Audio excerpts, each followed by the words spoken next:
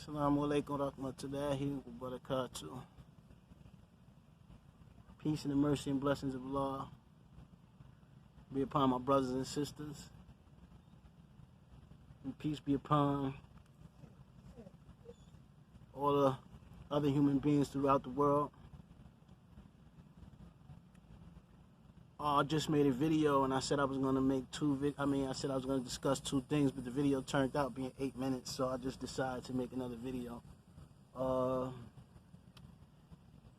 This video here is about the Quran, right? And I just want to explain what the Quran is to those that may not know. The Quran is the final revelation, the last book that was sent down from the Most High to mankind. It is a criterion for the other books that have came before it. As a Muslim, you know, we have to believe in the books. You can't be a Muslim and just say you believe in the Quran. No, you have to believe in the Torah, you have to believe in the Psalms of David, you have to believe in the Injil, which is the gospel of Jesus.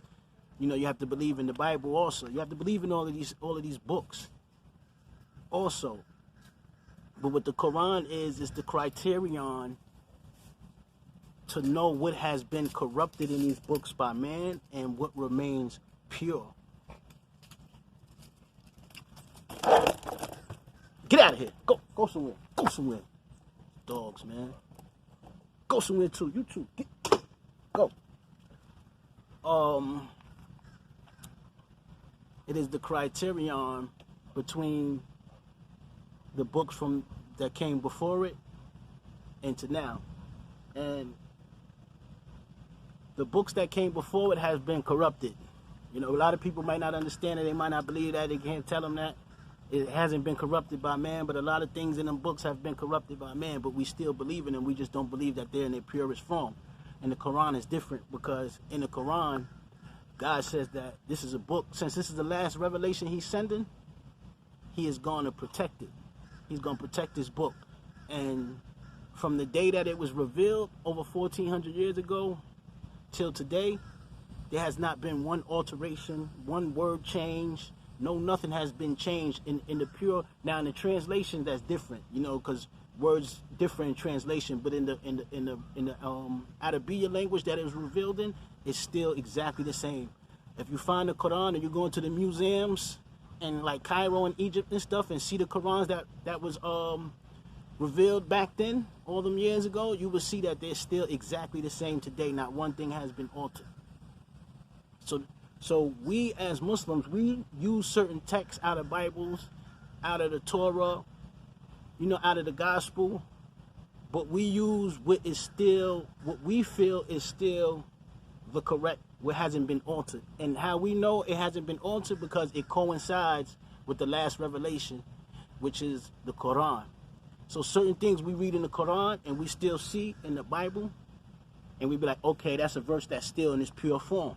So we're allowed to use that verse to give dialect or to give dawah, to give try to give guidance to people. We can use their verses from their books, the verses that are pure. And I'm just gonna share one thing real fast, and I'm gonna sign off with it. Right?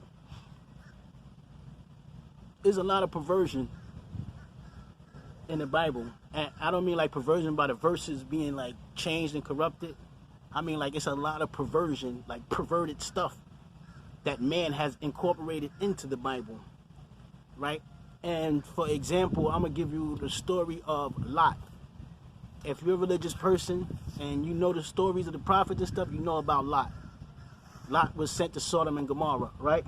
And we're not gonna even talk about Sodom and Gomorrah. We're gonna talk about later on.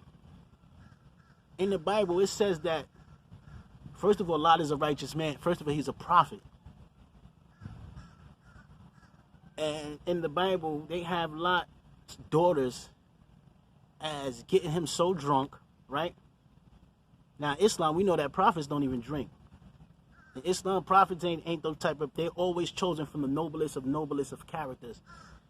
So Allah's not going to pick a drunk to give his message. That's what man does, and that's how they corrupted the books and stuff like that. But right? It says that Lot's daughters, because they feared that there would be no lineage after them, that they got their father drunk and committed incest with their father. Like, they had sex with their father and had kids by their father, right? Now, just to branch off real fast, right? You don't see how sick that is? You don't see how corrupt that is? And you don't see that a believing person that follows that book, they might read that, a woman might read that, or a father might read that and think it's in the Bible and he's a prophet of God. He slept with his daughters and had child with them. It's okay. I can do the same thing. You know what I'm saying? That's the perversion that's in there. People don't even like, they'll look right past that. They'll bypass right all of that, man. But anyway, in the Quran, you won't find that. You find the truth about the prophet Lot. You'll find the true story about the prophet Lot, and nowhere in it will you see that he ever got drunk and ever slept with his daughters. Now, that's just one example I'm going to share, but there's so many examples that I could put you on to.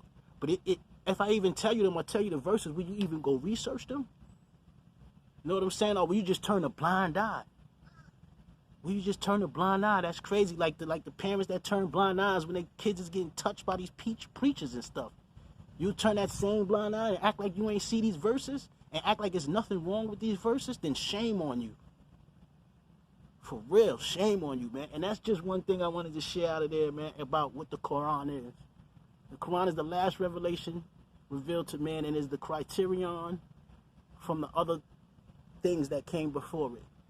You can't be a Muslim if you don't believe in all the divine books from God in a pure form. You can't be a Muslim if you don't believe in all the prophets from God. From Adam, people don't know that Adam was a prophet. Not only was the first man, but he also was a prophet. All the way to Muhammad, with everybody in between. Moses, Noah, Israel, Jacob, Ishmael, John the Baptist, Jesus Christ, the prophet Muhammad. From all the way to the beginning to the end, we have to believe in these prophets in order for you to even be considered a Muslim. And that's just another thing I wanted to share with you guys, man. I'm out. I'm signing off, man. 7 minutes in. I be trying to make them short, but, you know, sometimes you can't. Peace and blessings be upon everybody, man. Assalamu alaikum rahmatullahi wa barakatuh.